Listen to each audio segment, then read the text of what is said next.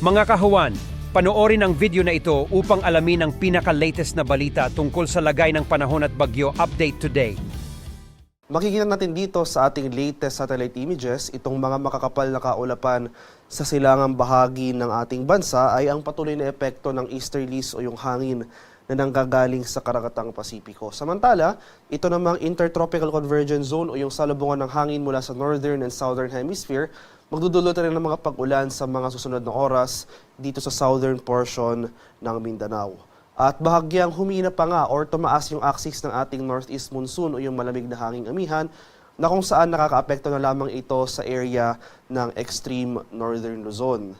Kaya for the next 24 hours, silangang bahagi ng ating bansa makakaranas ng mga pag-ulan na dulot ng easterly. Samantala itong southern portion ng Mindanao, maging sa area ng Palawan, asahan rin natin yung mga pag-ulan na dulot ng ITCZ. At sa kasalukuyan, wala pa rin tayong minomonitor na low pressure area at nananatiling malit yung tsansa na magkaroon tayo ng bagyo sa mga susunod na araw. Sa kalagayan naman ng ating karagatan, walang gale warning na nakataas pero iba yung pag-iingat pa rin sa ating mga kababayan na maglalayag dito sa northern and eastern seaboards ng Luzon at Visayas dahil posible pa rin tayong makaranas dyan ng katamtaman hanggang sa maalong karagatan. At para naman sa ating weather outlook sa mga susunod na araw, so for the next 4 days, so starting tomorrow, araw ng linggo, inasahan natin na magpapatuloy pang mag-shift southward or bababa pa yung axis ng ating ITCZ na kung saan posible na lamang itong magdulot ng mga pag-ulan dito sa area ng Palawan. So possible itong area ng Zamboanga Peninsula at malaking bahagi pa ng Southern Mindanao.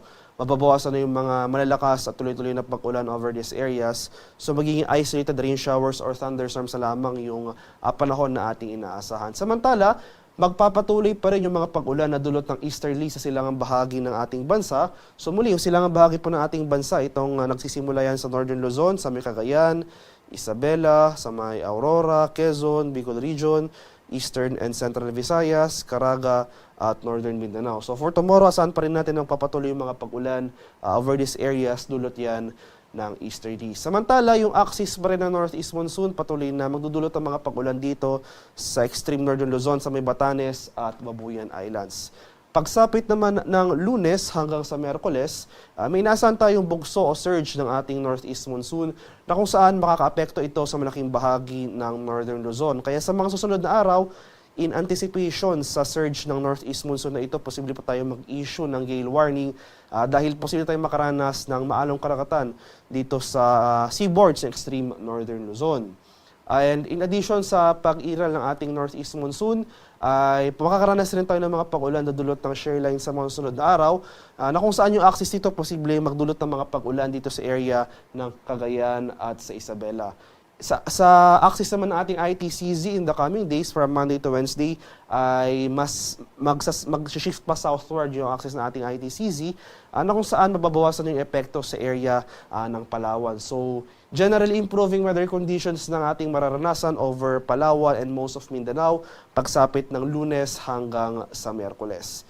Gayunpaman, dahil nga sa epekto ng easterlies at ng shear line, itong eastern sections pa rin ng Luzon at Visayas makakaranas ng pag-ulan. Kaya maghanda pa rin po tayo at maging alerto sa mga banta ng pagbaha at landslides sa eastern section ng ating bansa in the coming days. So, sa kasalukuyan, wala pa nga tayong minomonitor na low pressure area o namang sama ng panahon sa loob at labas ng ating Philippine Area of Responsibility. Kaya nananatiling malit yung tsansa na magkaroon tayo ng bagyo na posibleng makaapekto sa ating bansa within the next 3 to 5 days.